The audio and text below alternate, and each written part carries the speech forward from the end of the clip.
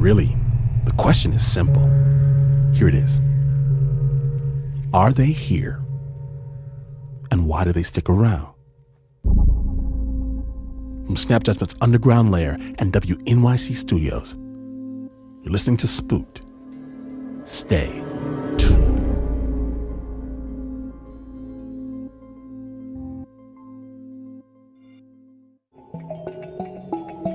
If you need more Spooked, an all-new season of Spooked storytelling, make it happen right now at spookedpodcast.org and get great stuff. spookedpodcast.org. Spooked is supported by ZipRecruiter. Looking for your next great hire? ZipRecruiter offers simple tools and powerful matching technology to help you find qualified candidates fast. It's the smartest way to hire. Try it for free at ZipRecruiter.com/spooked. That's ZipRecruiter.com/spooked. It's been an interesting road. And I'm wondering, just like you, is this the final chapter of Spooked? Or will we return? In a very small way, in a tiny way, it's the same question we've been asking from the very beginning. Is what we see all there is, or is this just one layer, one lens of a larger invisible reality? Do we get a second chance to make it right?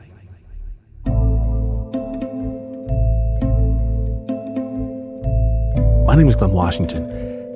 Everyone's betting on something. Spooked. The final episode starts now.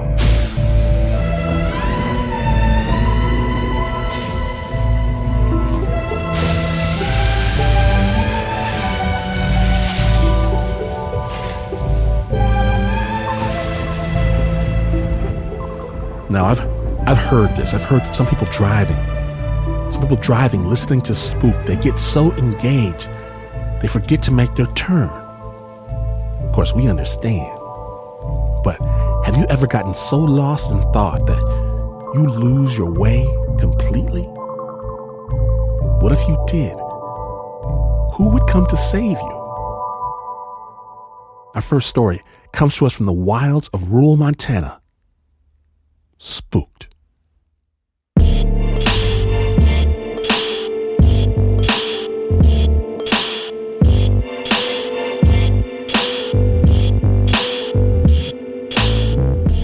I was an EMT, which is emergency medical technician in Dillon, Montana.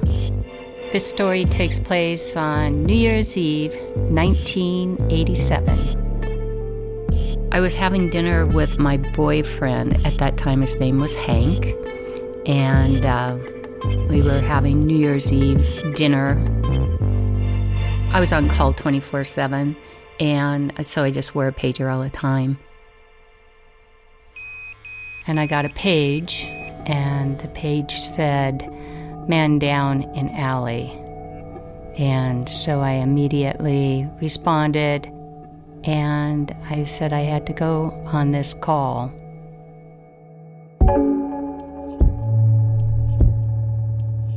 So I got to the young man. He was about 14 years old, and he was having seizures. The boy had freckles. He was a red-headed, green-eyed boy. So we were trying to contain him enough to protect him. But he was 14. He was a pretty good-sized boy. And it took a lot of the police, and these guys are big guys, to control his bodies enough that we could strap him down. We transport him to the hospital, which was about 3 minutes away.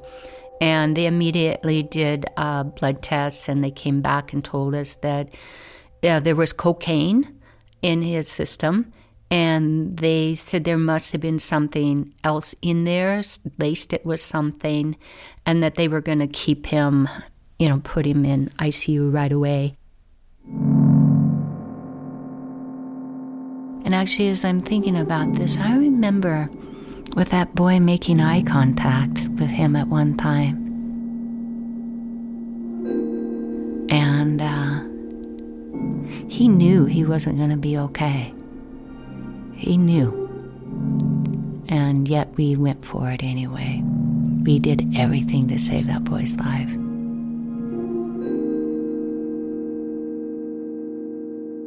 Even though his body was still there was something missing. He wasn't dead. His body was alive, but his soul had already moved on. So I'm going to ask you just to imagine that it was New Year's Eve in your life and you had just seen a young boy in grand mal seizures, and then you find out that the reason this boy is so seriously ill is because he got some cocaine that was laced with something. Would you get mad? Especially if you knew that the man that possibly brought in the drugs was your boyfriend. When I went home, I just couldn't sleep because I knew that Hank was bringing in drugs. And it was just so upsetting to me that perhaps that boy got one of his drugs. I went to bed for a little bit. It's about 3 o'clock in the morning, and I got in my car, and that's one way that I can calm my little spirit is by going into nature, going for a drive.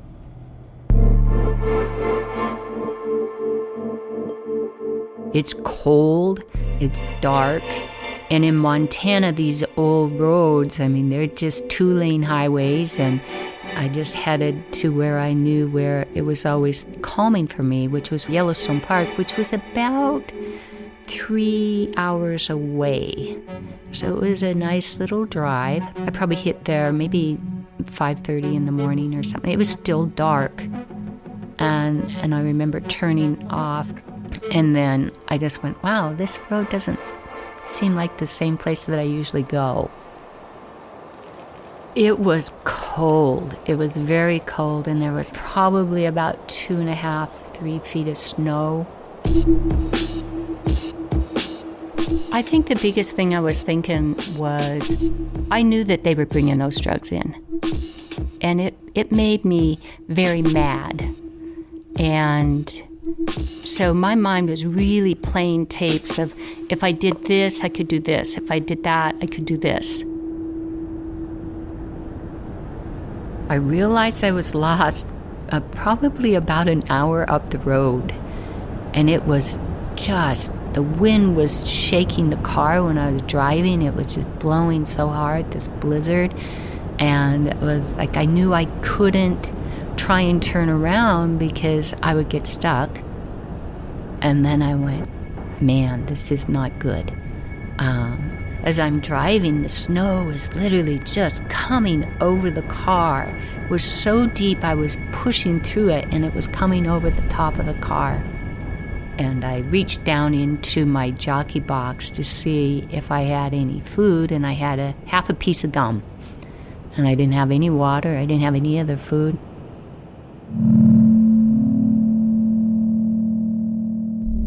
I still had about a half a tank of gas or so, and I decided that if I would stop and then just turn the engine off until I, got really cold, and then I would start it up. I probably had enough gas for about 6 hours.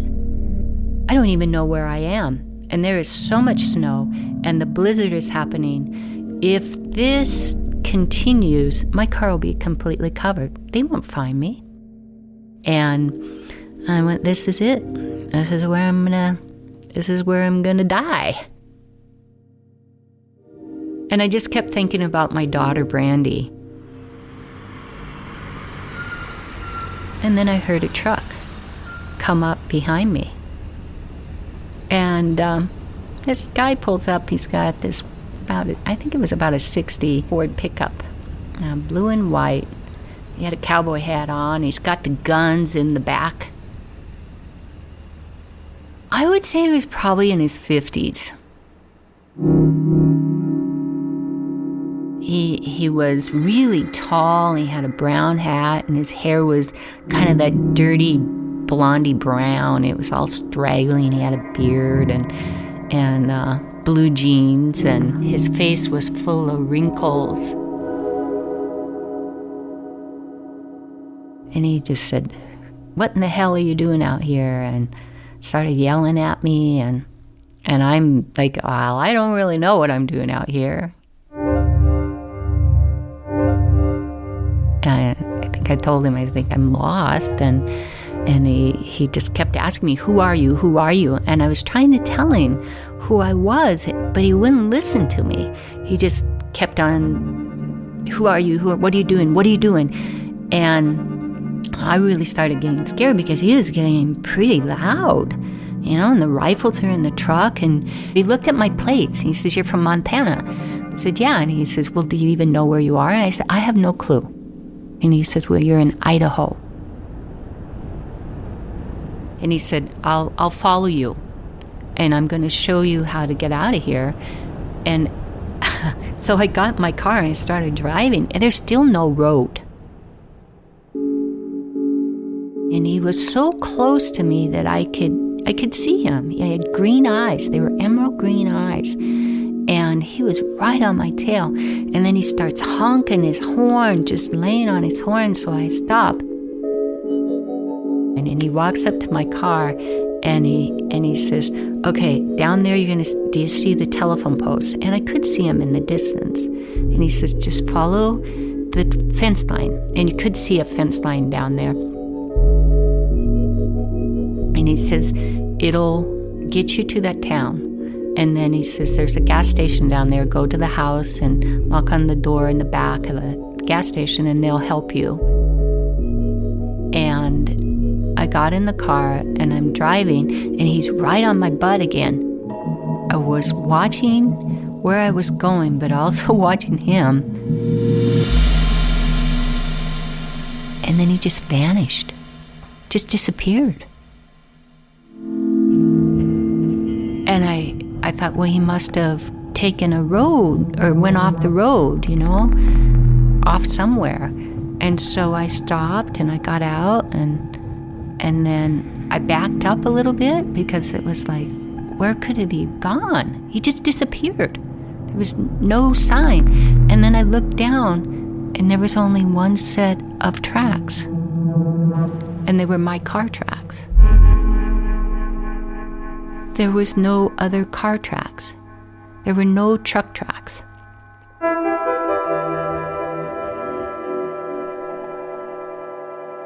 This is weird. Like, how could that have happened? Because I know he was there. I never touched him, and he never touched me, but I could smell his breath. I could feel the heat coming off his body. He was so close to me. For him just to vanish like that, it was like, what could have that have been?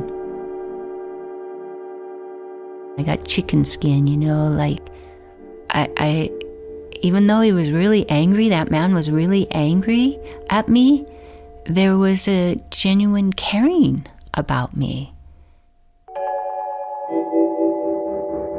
I remember looking into his eyes and wondering, where did he come from?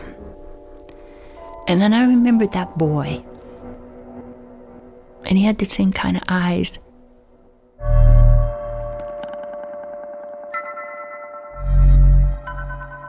They were green, although the little boy's eyes were all bloodshot and stuff.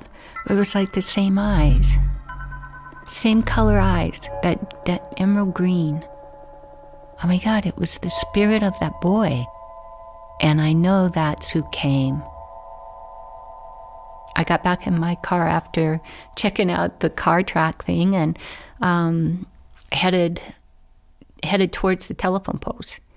And I got to a little town called Du Bois, and I stopped and went to the house and knocked on the door. They gave me some gas, and then I headed back to my brother's house where they were having a New Year's Day party.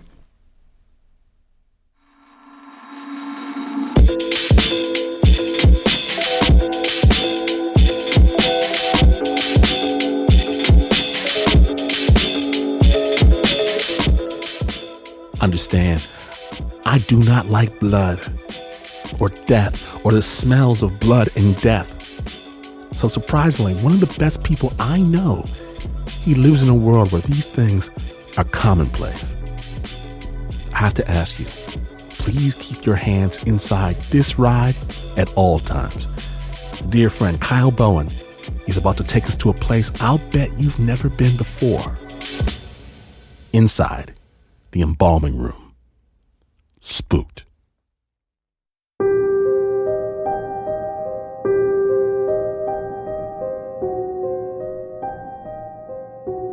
I was an apprentice embalmer.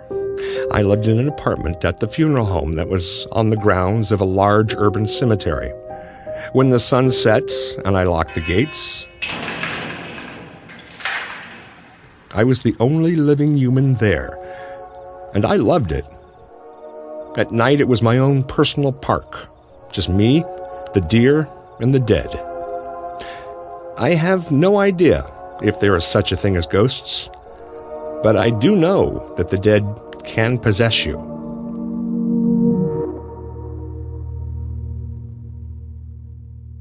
As the new apprentice embalmer, who had not yet finished mortuary college, I had done removals alone before, but this night was different, because this was the first time I had been cleared to embalm a body solo, without a licensed embalmer directly supervising me. I was excited and a little nervous about it. I was on call that night, and the nursing home I got called to at about 1 a.m. was the one you don't want to end up in. It reeked of despair, the aroma of sweat and cheap disinfectant and urine. It was always too hot inside, always humid. There was an endless din of moans and groans and screams and incongruous mutterings from everywhere in the building. The jaded staff used towels to tie the doors closed so that the inmates that were ambulatory could not escape and run into the night. The attendant untied the back door for me. He told me what room the body was in. And with that, his obligation to the dead man was over. He seemed relieved. I pushed my gurney up the hallway. The left rear wheel was squeaking a bit, but I could only barely hear it beneath the sounds of dying coming from the rooms. I arrived at room 127. I was looking for bed B. There were 4 occupants of the room, 2 asleep, 1 awake, 1 dead. I located bed B. I slid my gurney next to it and began the process of wrapping the body in a sheet. Sagging muscles hung from his arms. I guessed his age at about 87. There were a few sores on his body. I thought they were bed sores, but I hadn't seen many dead bodies yet in my career. There was one on his upper left arm, about 3 inches in diameter, about 1/3 of an inch deep. It was wet, and it seemed alive. I took great care in not touching it, even with my gloved hands. It disappeared as I covered him with the sheet. I got onto the other side of the gurney, reached over it, and began to slide the wrapped body from the bed to my gurney. He was screaming for days. It was the awake occupant of the room. His name, Donald, was written on masking tape over his bed. "Yeah," I answered. He had surprised me, but I was trying to be professional even though I wasn't a professional yet. He kept screaming, "It's eating me. It's eating me alive," over and over. "Well, it's done now," I told him. "Yeah, thank God. Now I can get some sleep." I just nodded at Donald, rolled the loaded gurney back to the van, then drove to the funeral home. I would be doing my first solo embalming. I slid the dead man from the gurney to the stainless steel prep table, unwrapped the sheet, and began to remove his hospital gown, but I stopped. There was that sore again. It looked bigger somehow, but that wasn't possible. Still, it seemed to be growing.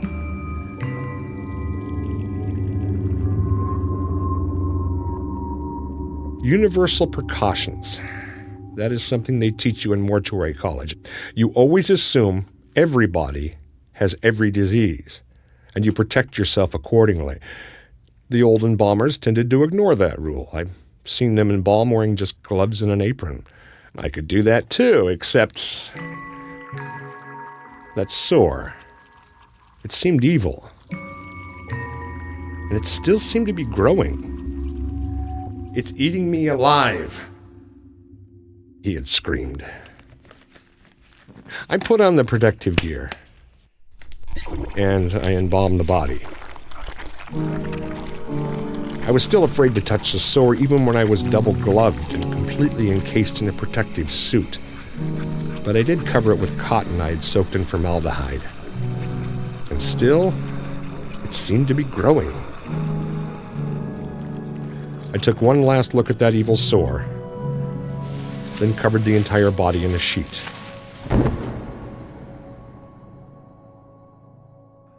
My first solo embalming was done.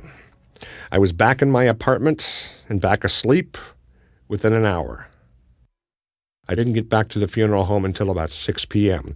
My boss was eagerly awaiting me. Before I could even get out of my car, he asked, "Did I wear protective clothing last night when I embalmed the body?" "Yes." "Why?" "Necrotizing fasciitis." Necro what? Flesh-eating bacteria. I almost fainted. The body was at the coroner's office. The health department had shut down the nursing home. The patients were being sent to other facilities, some of them to isolation. It was a terrifying moment. But for me, it was over. For others, it was just beginning.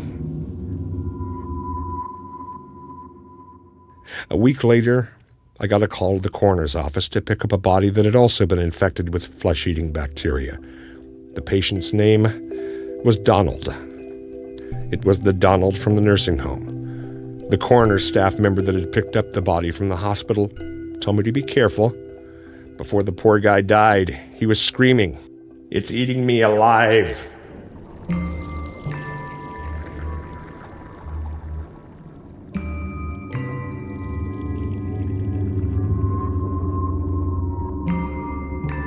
I'm so happy to say that Kyle Bowen did not succumb to flesh-eating bacteria. He's very much with us.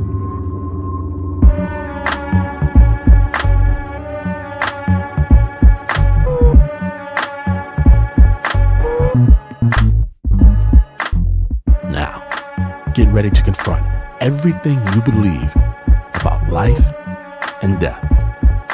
For real, stay tuned.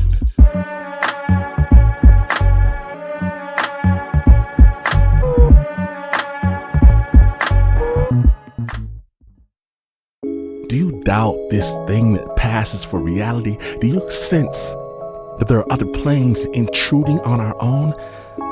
Then support the Spooked Podcast Season 2 at spookedpodcast.org. Look amazing in the Spooked t-shirt or the Spooked hoodie. Drink from the Spooked mug. Talk to the other side with the Spooked Spirit Board, because in all new Spooked, with all new stories, it doesn't happen unless you make it happen. Make it happen. That's spookedpodcast.org.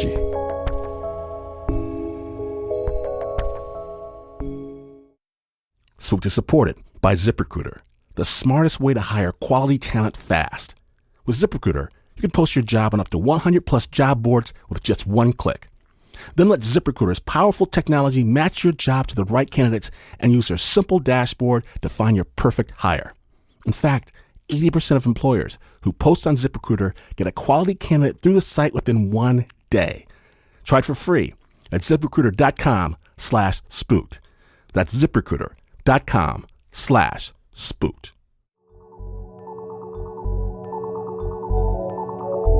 We're going to close Spooked with a story from one of our amazing listeners, Before he went to medical school, Don Clark worked with developmentally delayed patients in a group home in Philly.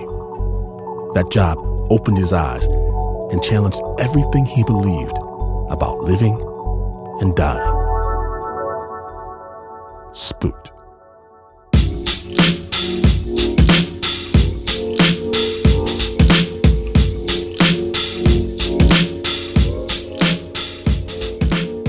I'm Donald Clark. I am a family doctor. The year before I went to medical school, I was a house parent for 3 men who had been patients at a state institution for developmentally delayed people. So it was a 3-story house. We had a very strict rule, as well as for our own privacy, that the guys would not be allowed to go on the 3rd floor. That was our space. Al was in his 30s, and very soon after birth, he was diagnosed with an extremely rare syndrome that leaves a person blind from birth, and for reasons that aren't clear, they usually die in their 30s. Al shuffled. He was short, he was overweight. He shuffled, and he would run his hand down the side of a wall if he was indoors. You could always tell when Al was coming. First time I met Al, he sidled up to me, he put his hand on my forearm, and then he found my elbow, and then he just went all the way up to my shoulder. He figured out pretty quick that I was a big guy.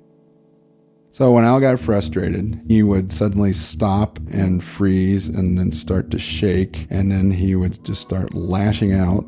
Prior to me coming, he broke one of the other house parents' arm, and he never attacked me.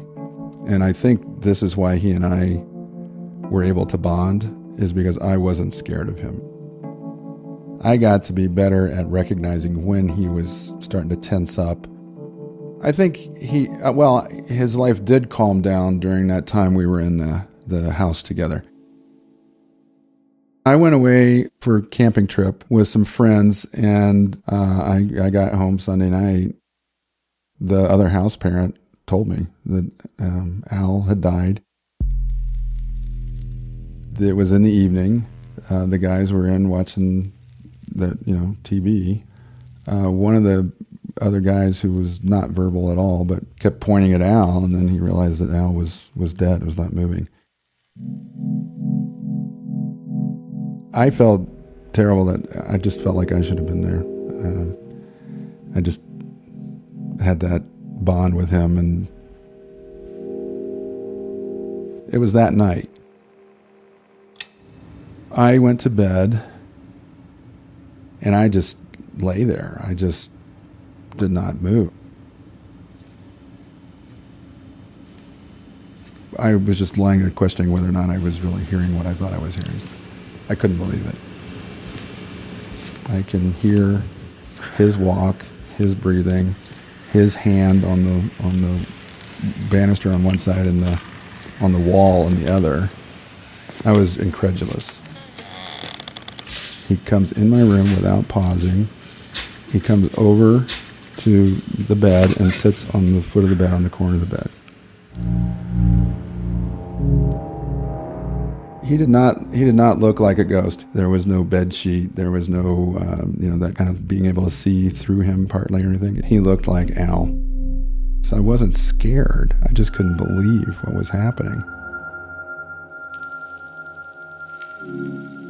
So Al, when he was confused, he got a particular look on his face, and he would purse his lips and twist them in a particular way. And it was kind of cute. So Al is sitting there on the side of my bed, down there on the foot, and he has got that look on his face, and he's thinking real hard about something.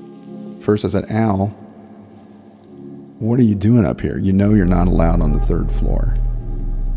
He's thinking real hard. He's got his lips pursed like that. And he finally says, Don, I'm dead.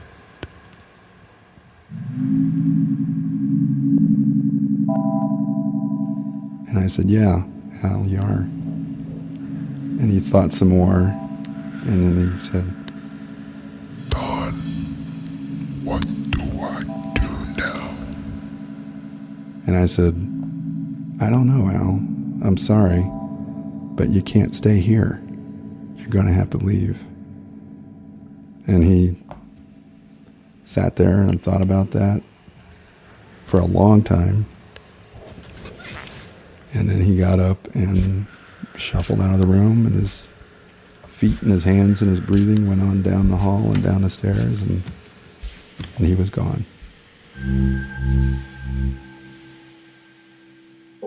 I got up and felt the corner of the bed to see if it was warm or cold, like a ghost is supposed to leave, the cold and whatever. I felt nothing unusual, either warmth or cold. I just could not believe it.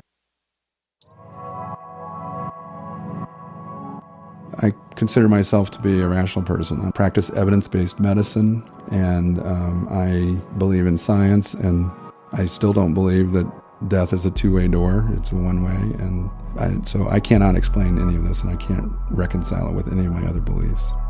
This did happen, and I've just had to say, okay, it happened.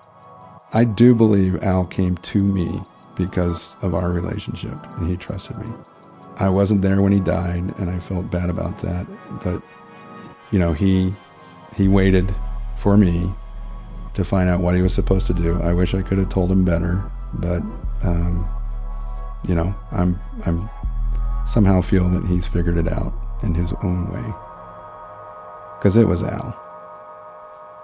He just walked in, we talked, and he walked out.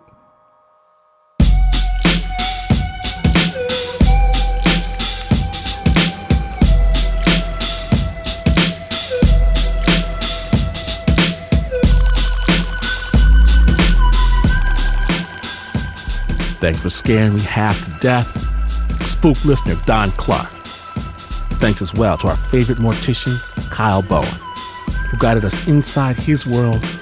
Kyle is a real-life graduate of the San Francisco College of Mortuary Science and has worked as a mortician for over 15 years. He now writes and performs in Chico, California. And big love to Dr. Valerie Simonson for sharing her story about the spirit guide. You can find Valerie's story in the book, Trucker Ghost Stories. We'll have a link on our website, spookedpodcast.org.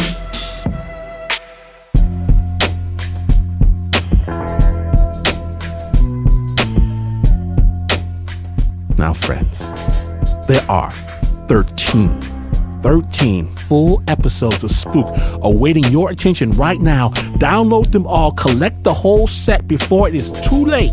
spookedpodcast.org. And if you want season 2 of Spooked, if you're feeling it, please support the program right now at spookedpodcast.org. That's the only way this kind of thing happens.